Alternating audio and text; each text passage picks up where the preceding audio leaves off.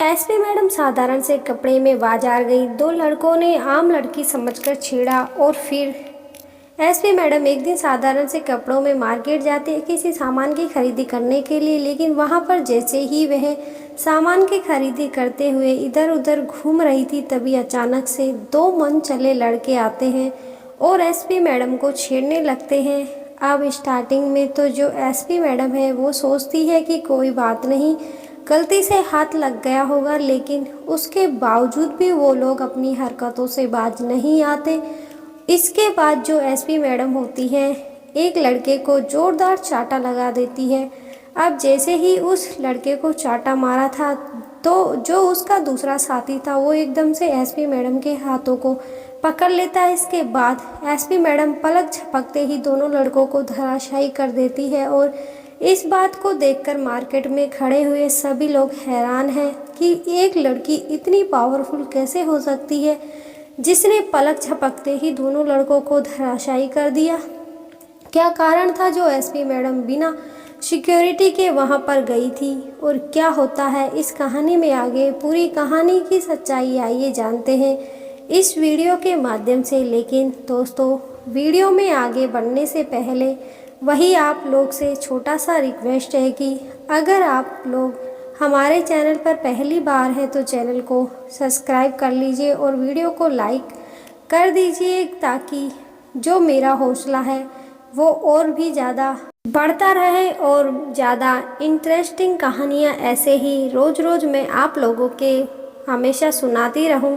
दोस्तों, बिहार के एक छोटे से गांव में एक लड़की रहा करती है जिसका नाम है मधु। मधु के घर में उसके माता पिता हैं, दो छोटे भाई हैं और उनके पिता एक प्राइवेट जॉब किया करते हैं।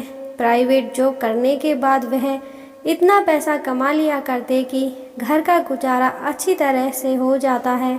मधु घर की बड़ी लड़की थी तो उसने अपनी पढ़ाई लिखाई कर ली थी और पढ़ाई लिखाई करने के बाद मधु ने एक टेस्ट दिया था जिसका रिजल्ट अभी कुछ दिनों में आने वाला था। अब जैसे ही रिजल्ट का टाइम आता है तो पूरा परिवार उम्मीदों के साथ उस रिजल्ट की राह देखता है और जैसे ही रिजल्ट आता है तो एकदम से परिवार के अंदर खुशियों की लहर दौड़ जाती है, क्योंकि मधु ने यूपीएससी का टेस्ट क्लियर कर लिया था और उसे क्लियर करने के बाद मधु एक एसपी बन गई थी। इस बात की खुशी उसके पिता पूरे गांव में मनाते हैं और पूरा गांव मधु की तारीफ करता है। इसके बाद जो मधु होती है वह अपनी ट्रेनिंग के लिए चली जाती है और वहां पर रहकर अपनी ट्रेनिंग करने लगती है। धीरे धीरे समय बीतता है और समय के साथ साथ मधु की ट्रेनिंग भी कंप्लीट हो जाती है और वह एक डिस्ट्रिक्ट के अंदर अपना कार्यभार संभालने लगती है। मधु बड़ी ही मेहनत और ईमानदारी से अपना काम किया करती और जहाँ पर भी वह काम करती है वहाँ पर अपराध को बिल्कुल भी बर्दाश्त नहीं किया करती है। आलाम ऐसे हो रहा था कि जैसे जहाँ पर भी मधु की पोस्टिंग हुआ करती तो वहाँ की जो एक्टिव गैंग रहा करती वह अपने आप ही चुप हो जाया करती और कोई भी अपराध करने के लिए आगे नहीं आता। इसी तरह से समय बीतता है और समय के साथ साथ मधु की पोस्टिंग हुई। लगभग 2 साल बीते गए थे। अब 2 साल बाद मधु का ट्रांसफ़र एक और शहर में होता है और वह वहां पर जाकर मधु मेहनत और ईमानदारी से अपना काम करने लगती है। वहां पर काम करते हुए एक दिन शाम को जब अपने घर में बैठी हुई थी तो उन्हें किसी सामान की ज़रूरत होती है। अब वैसे तो वो अपने ड्राइवर को भेजकर वो सामान मंगा सकती थी, लेकिन वो सोचती है कि क्यों ना खुद जाया जाए और खुद जाकर इस सामान की खरीदी की जाए। इसके बाद जो मधु होती है अपने ड्राइवर के साथ बैठती है गाड़ी में और मार्केट की तरफ चल देती है। अब जैसे ही मार्केट के बाहर उसकी गाड़ी पहुंचती है तो उसके बाद वह ड्राइवर से गाड़ी रोकने के लिए कहती है और कहती है कि ड्राइवर, तुम गाड़ी लेकर बेशक से चले जाओ, मैं तुम्हारे पास फ़ोन कर दूंगी और तुम तब आ जाना। मधु ने साधारण से कपड़े पहन रखे थे और वह अकेले ही बिना सिक्योरिटी के और बिना ड्राइवर के मार्केट के अंदर घूम घूम कर खरीदी करने लगती है, क्योंकि मधु नहीं जानती थी कि उसकी वजह से किसी भी तरह से लोगों को कोई भी परेशानी हो, और वह साधारण तरीके से मार्केट से खरीदी करनी चाहती है। इसके बाद मधु मार्केट के सामान खरीदने के लिए इधर उधर घूमने लगती है, और घूमती घूमती कुछ सामान की खरीदी भी कर लेती है। लेकिन अभी उसे कुछ और सामान चाहिए था।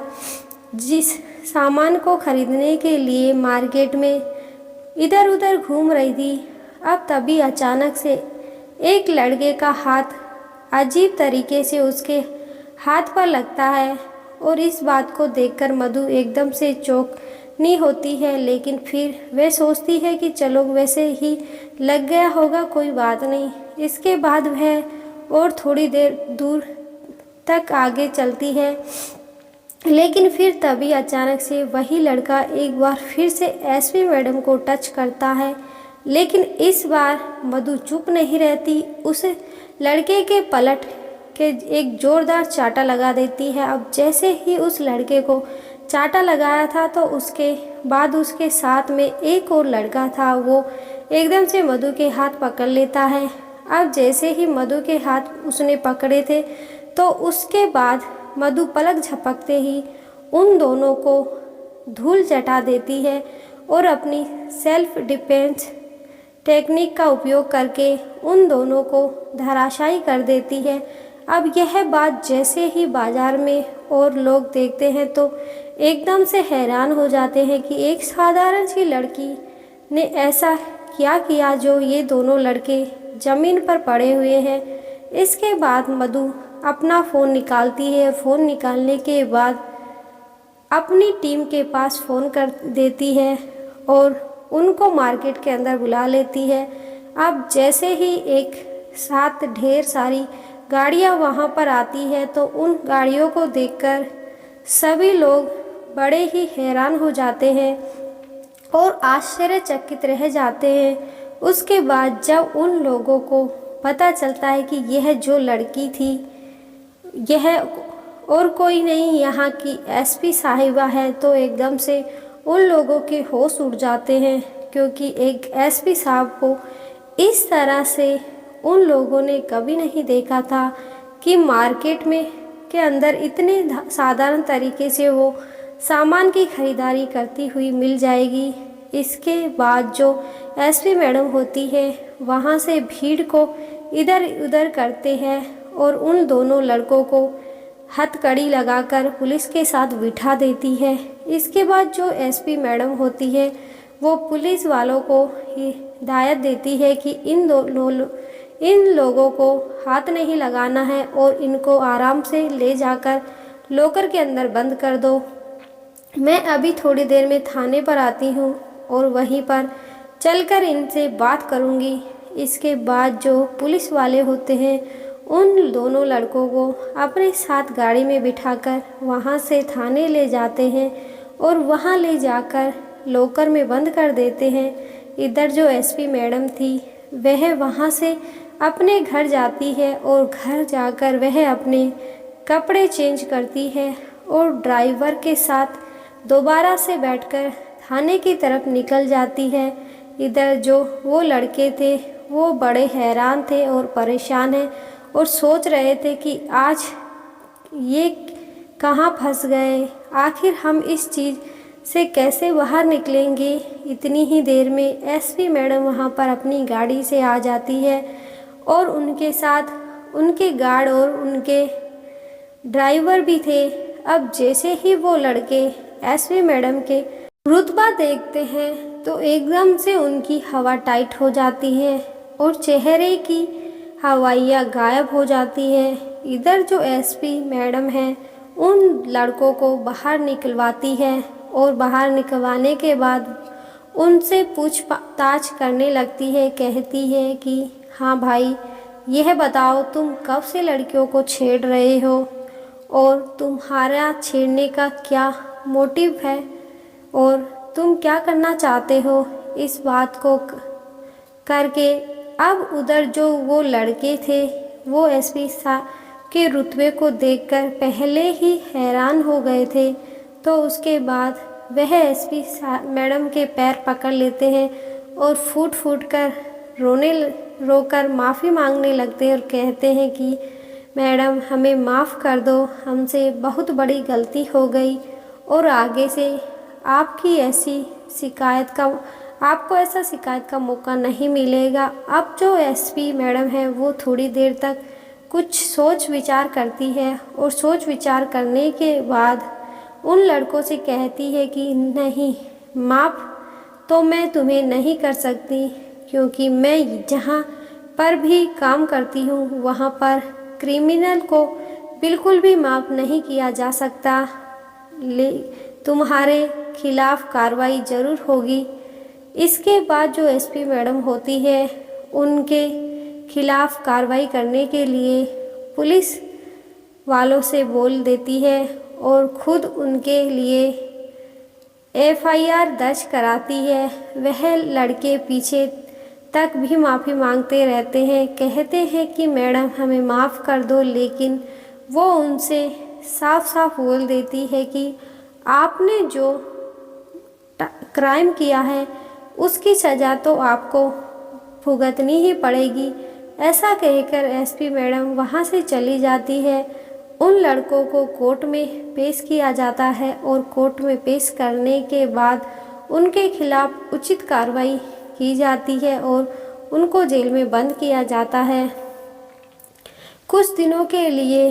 इसके बाद यह खबर जैसे ही वहाँ की मार्केट में फैलती है तो चारों तरफ सभी लोग एसपी मैडम की वाहवाही करने लगते हैं और कहते हैं कि एसपी मैडम हो तो ऐसी हो, जो मन चले कॉलेजों के सामने खड़ा होकर लड़कियों को छेड़ा करते थे वो भी सावधान हो गए थे और उसके बाद उन कॉलेजों पर या मंदिरों पर कोई भी मन चले लड़के दिखाई नहीं देते हैं जो लड़कियों को छेड़ने का वहाँ पर काम किया करते हैं, क्योंकि सभी को डर लगता है कि ना जाने एसपी मैडम किस लड़की के भेष में यहाँ पर आ जाएं और हम लोग भी पकड़े जाएं। उन लोगों पर जो कार्रवाई की गई थी उसकी वजह से वहाँ की सभी लड़कियाँ अपने आप को सुरक्षित महसूस करती हैं। तो